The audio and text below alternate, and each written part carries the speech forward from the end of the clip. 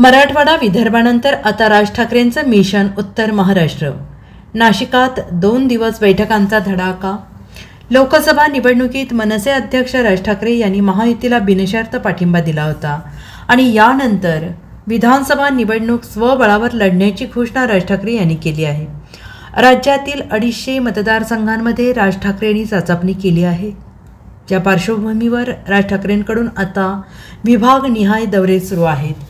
मराठवाडा विदर्भानंतर आता राज ठाकरेंनी आपला मोर्चा उत्तर महाराष्ट्राकडे वळवला आहे.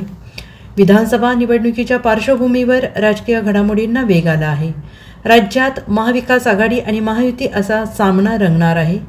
तर राज ठाकरेंनी मात्र एकला चलो रेचा नारा दिला आहे. उद्यापासून 2 दिवस राज ठाकरे नाशिक दौऱ्यावर येत असून ते उत्तर महाराष्ट्रातील विधानसभा मतदारसंघाचा आढावा घेणार आहेत.